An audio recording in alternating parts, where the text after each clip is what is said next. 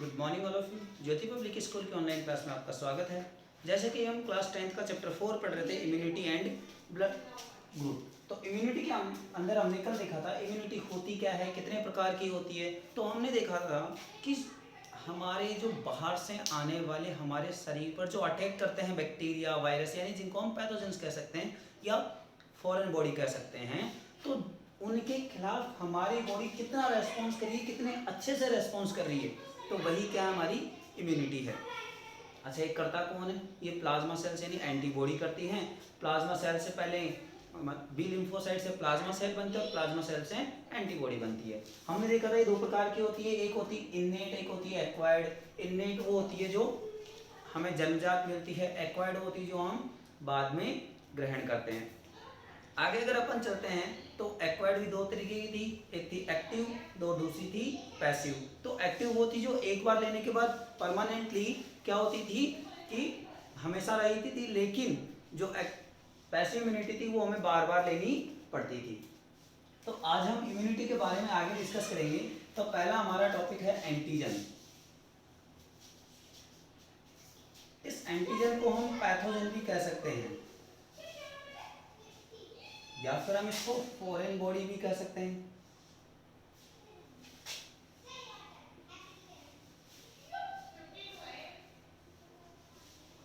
तो antigen foreign body ये है क्या? एक्चुअली ये क्या होता है, प्रोटीन, कार्बोहाइड्रेट, लिपिड्स वगैरह का बना हुआ होता है। जैसे हम वायरस वगैरह को हम इसमें इंक्लूड कर सकते हैं। वायरस हो गया, बैक्टीरिया हो गया, जो हमारे शरीर पर अटैक करता है, हमारी बॉडी के ऊपर अटैक करता है और हमें क्या करेगा, बीमार करने की कोशिश करता है। ये होते हैं ऑर्गेनिक सब्सटेंसेस।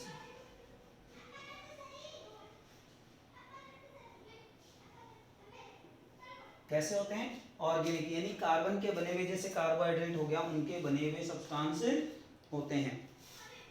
अच्छा, अगर हम बात करें तो एंटीजन भी कई अलग अलग प्रकार के होते हैं, और जहां पर एंटीजन आके जब हमारी बॉडी पे अटैक करते हैं तो एक सेंटर एक पॉइंट होता है जहां से वो एंटीबॉडी से अटैच होते हैं, उसे कहते हैं एपिटोप। क्या कहा जाता है उसको? एपिटोप। ऐसे ही एंटीबॉडी के अंदर एक सेंटर होता है जहां पर एंटीजन उससे जुड़ता है, उसको हम कहते हैं पैराटोप। तो अगर हम इसमें आगे देखते हैं तो अब एंटीजन आया हमारी बॉडी पे, तो हमारी बॉडी कैसे रेस्पॉन्स करेगी? तो एंटीजन चार उसमें अफेक्ट करती है। सबसे पहले एंटीजन क्या करेगा, हमारी बॉडी पे अटैक करेगा। जैसे ही हमारे अंदर एंटर हुआ एंटीजन, तो उसके बाद क्या करेगा कि हमारे जो बी लिम्फोसाइट सेल्स हैं वो क्या करेंगे, उस एंटीजन, किस प्रकार का एंटीजन है उसको देखेंगे। अच्छा, जब उनको ये पता चल जाएगा कि ये इस प्रकार का एंटीजन है, तो उसके खिलाफ एंटीबॉडीज प्रोड्यूस करेंगे, और एंटीबॉडीज प्रोड्यूस करेंगे, फिर वो एंटीबॉडी बाद में उसको किल करने का काम करेगी। अगर उनकी कैपेबल है, जिन लोगों की इम्यूनिटी अच्छी होती है वो क्या करते हैं, उस एंटीजन को किल कर देते हैं, और जो नहीं होती जिनकी अच्छी, वो क्या हो जाते हैं, बीमार हो जाते हैं। तो इस तरीके से एंटीजन और एंटीबॉडी दोनों एक दूसरे से क्या करते हैं, रिएक्शन करते हैं, जिसे एंटीबॉडी एंटीजन रिएक्शन भी हम कहते हैं। आगे अगर हम देखते हैं तो सबसे पहले काम हमने देखा था कि एंटीजन को क्या किया जाएगा, डिफरेंशिएट किया जाएगा। दूसरी अगर हम बात करें तो बी लिम्फोसाइट क्या करेगा, उनको बी लिम्फोसाइट प्लाज्मा सेल बनाएगा। थर्ड स्टेप में प्लाज्मा सेल एंटीबॉडी बनाएंगे, और अगली स्टेप में क्या किया जाएगा, यानी कि 4 स्टेप की हम बात करते हैं। सबसे पहले तो डिफरेंशिएट किया जाएगा।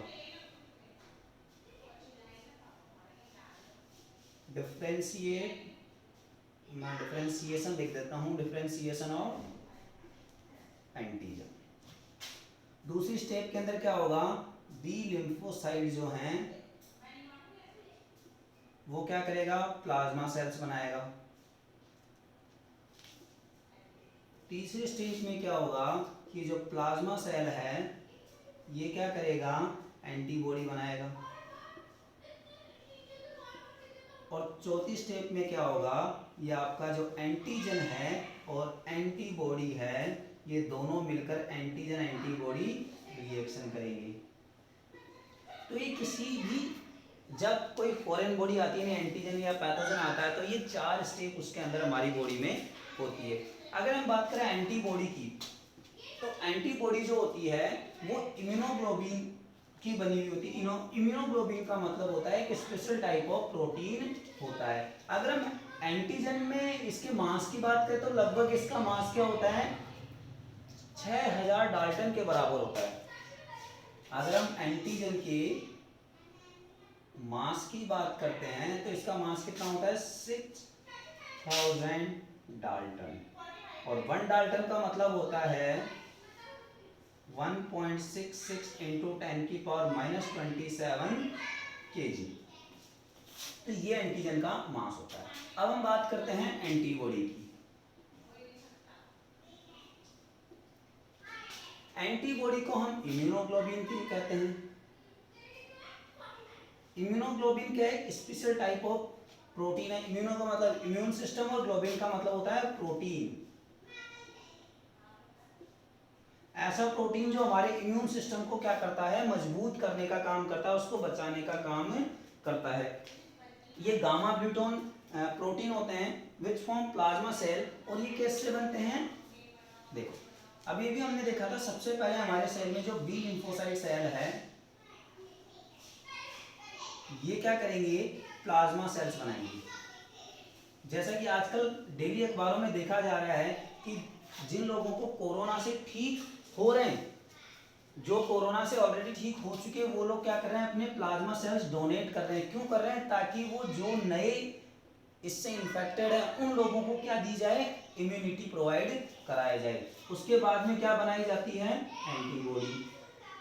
अगर हमारी रोग प्रतिरोधक क्षमता यानी डिजीज रेजिस्टेंस कैपेसिटी हमारी अच्छी है, वही हमारी क्या होगी, अच्छी इम्यूनिटी होगी। हम में से कई लोग ऐसे हैं जिनको कोरोना होकर भी सही हो जाता है और हमें पता भी नहीं चल रहा है, क्योंकि इसके जो सिम्टम्स हैं धीरे धीरे लोगों को पता भी नहीं चल रहे और वो क्या हो जा रहे हैं, बीमार होकर सही भी हो जा रहे। क्यों, उनकी इम्यूनिटी काफ़ी अच्छी थी, उनकी जो एंटीबॉडीज थी उन्होंने उस कोरोना वायरस के थ्रू क्या कर लिया, उनसे फाइट करके उनको हरा दिया और उनको पता भी नहीं चला। तो बना होता है इम्यूनोग्लोबिन भी कहते हैं, एक स्पेशल टाइप का प्रोटीन है जो इम्यून सिस्टम के अंदर होता है। और बी लिम्फोसाइट से प्लाज्मा सेल बनते हैं और प्लाज्मा सेल से एंटीबॉडीज बनती है। अगर मैं बात करूं एंटीबॉडी के स्ट्रक्चर की, तो एंटीबॉडी का जो स्ट्रक्चर होता है वो कैपिटल वाई शेप की जैसे होता है।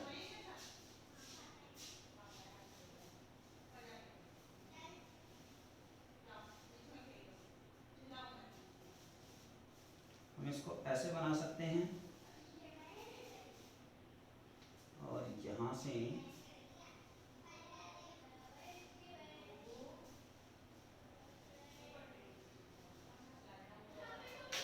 इसको भी यहाँ से ऐसे बना सकते हैं। यही एंटीबॉडी का क्या कहलाता है, पैराटोप कहलाता है।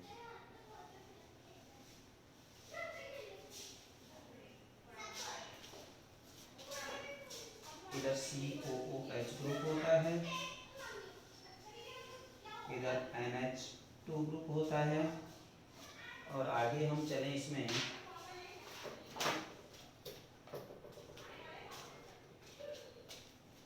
ये चैन 1 हो गई, COH हो गया, यहाँ पर CH3 होता है और आपस में ये सल्फाइड डाइसल्फाइड बॉन्ड से बंधे हुए रहते हैं।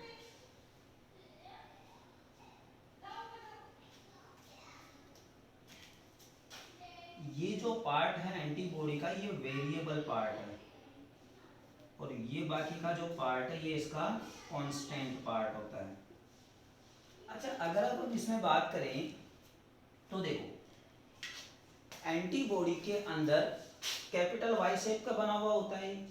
इसमें ये जो दो बड़ी वाली चेन है इनको हम कहते हैं हैवी चेन। क्या कहते हैं, हैवी चेन। और ये जो छोटी वाली चेन है इसको हम कहते हैं लाइट चेन। इधर भी वही सेम हेवी चेन और लाइट चेन, यानी कि दो डाइमर से मिलके, दो हेवी और दो लाइट, इन दोनों से मिलकर क्या बनता है, एक एंटीबॉडी बनता है। और आपस में ये किससे बंधे हुए रहते हैं, डाइसल्फाइड बॉन्ड से बंधे हुए होते हैं। इसके एक तरफ COH यानी कार्बोक्सिलिक ग्रुप होता है और दूसरी तरफ अमीनो ग्रुप होता है। अगर इसमें देखते हैं तो जो ऊपर वाला पार्ट है ये क्या है, वेरिएबल पार्ट है, यानी हर एंटीजन के खिलाफ अलग अलग ये पार्ट होता है, हर एंटीबॉडी का अलग ये पार्ट होता है। लेकिन ये जो नीचे वाला पार्ट है ये हर एंटीबॉडी में क्या होता है, कांस्टेंट होता है। अगर हम बात करते हैं इस वाले रीजन की तो ये क्या है, antigen binding site, antigen binding site, ये एंटीजन बाइंडिंग साइट है। यहां पर इसी को हम पैराटॉप भी कहते हैं। अगर हम आगे इसमें देखते हैं तो ये जो है ये 400 अमीनो एसिड्स की बनी हुई होती है, और अगर हम लाइट चेन की बात करते हैं तो ये 220 अमीनो एसिड्स की बनी हुई होती है। अब ये हमारा होता है एंटीबॉडी का स्ट्रक्चर। एक बार मैं दोबारा से समझा देता हूँ। ये 2 डाइमर से मिलकर बना होता है, इसमें 2 हेवी चेन होती है, 2 लाइट चेन होती है। ये वाला जो COH पार्ट होता है ये कांस्टेंट होता है, NH2 पार्ट जो होता है वो वेरिएबल होता है, सल्फाइड बॉन्ड से जुड़े हुए रहते हैं। इसमें ये वाली साइड एंटीजन बाइंडिंग साइट होती है, इनको लाइट चेन कहते हैं। और जो हैवी चेन है वो आपके 440 अमीनो एसिड्स की बनी हुई रहती है, जबकि लाइट चेन जो होती है वो आपके 220 अमीनो एसिड्स की बनी हुई होती है। अगर हम इसका स्ट्रक्चर देखते हैं तो वो कैसा आता है, वाई शेप का आता है। अगर हम इसमें आगे चलते हैं तो अब आता है हमारे पास टाइप्स ऑफ इम्यूनिटी, यानी इम्यूनिटी कितने प्रकार की होती है। तो एंटीबॉडी कितने प्रकार की होती है। तो एंटीबॉडी जो होती है वो 5 प्रकार की होती है। कितने प्रकार की होती है, 5 प्रकार की होती है। इनको हम अगर इनके साइंटिफिक नेम्स की बात करते हैं तो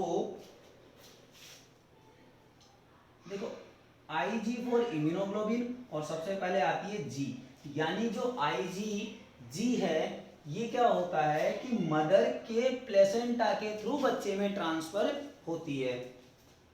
अगर तो ये हमें कहां से मिलती है, मदर से मिलती है। दूसरी अगर मैं बात करूं तो IG और आती है M, और ये जो होती है सबसे पहले जो एंटीजन आता है यानी प्राइमरी रेस्पॉन्स इसी का होता है। तीसरी अगर मैं बात करूं IgA, और ये जो IgA है ये क्या होता है, मदर के मैमरी ग्लैंड से बच्चे को प्राप्त होता है, यानी मदर के जो मिल्क है, ब्रेस्ट मिल्क है, उससे बच्चे को प्राप्त होता है। आगे मैं चलूं तो IgD और IgE, ये 5 प्रकार की क्या होती है, हमारे एंटीबॉडीज होती है शरीर के अंदर। इनकी हम आगे डिटेल से स्टडी करते हैं। तो मैं इसको मिटा देता हूं। अगर आपको कुछ चीज ना समझ आए तो आप उसको कमेंट बॉक्स के थ्रू या ग्रुप के अंदर डाल दीजिएगा।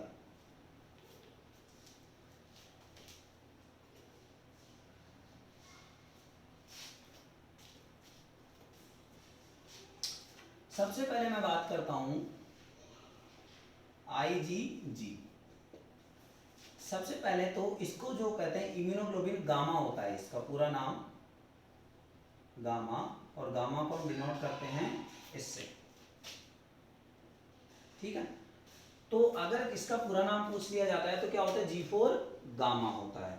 ये कहां से मिलती है, ये मदर के प्लेसेंटा के थ्रू बच्चे के अंदर ट्रांसफर होती है, यानी एक तरीके से हम इसको इन्नेट इम्यूनिटी भी कह सकते हैं। और अगर इसमें देखते हैं तो 20 to 25 SS बॉन्ड होते हैं, mostly transfer through the placenta passive immunity in foetus and a newborn baby. तो अगर सीधी बात करें तो कहां से ट्रांसफर हो रही है, transfer from mother by placenta, ठीक है। दूसरी अगर हम बात करते हैं IgM, ये IgM का मतलब होता है माइक्रो,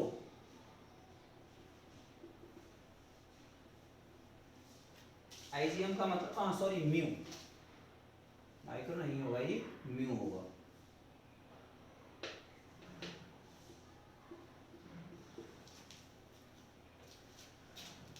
तो आईजीएम का मतलब म्यू होता है पूरा नाम इसका, और ये क्या होती है, पहली एंटीबॉडी होती है जो एंटीजन के खिलाफ रेस्पॉन्स करती है। और अगर हम तीसरी प्रकार की एंटीबॉडी की बात करें तो आई फॉर अल्फा, इसका मतलब क्या होता है, अल्फा। तो इस प्रकार की एंटीबॉडी वो एंटीबॉडी होती है जो मदर के मेमोरी ग्लैंड से, मेमोरी ग्लैंड से बच्चे में ट्रांसफर होते हैं, यानी थ्रू ब्रेस्ट मिल्क। तीसरी प्रकार की अगर हम बात करते हैं तो आईजी डी बचती है, तो D4 होता है डेल्टा, D4 होगा आपका डेल्टा। और आईजी जो डी इम्यूनिटी है, ये क्या कर रही है, it is a surface of present on the surface of B lymphocyte which are differentiate into the antigen producing plasma cell IgA activate the B lymphocyte, यानी ये जो D है ये क्या करता है, जो B lymphocyte सेल है ना हमारे, और B lymphocyte सेल क्या कर रहे थे, प्लाज्मा सेल को एक्टिवेट कर रहे थे, यानी प्लाज्मा सेल बना रहे थे। तो ये जो D है ये क्या करती है, B lymphocyte को एक्टिवेट करती है, क्या बनाने के लिए, प्लाज्मा सेल बनाने के लिए। अगर हम आगे चलते हैं तो Ig और E, यानी जो लास्ट बचता हमारा E4 होता है एप्सिलॉन,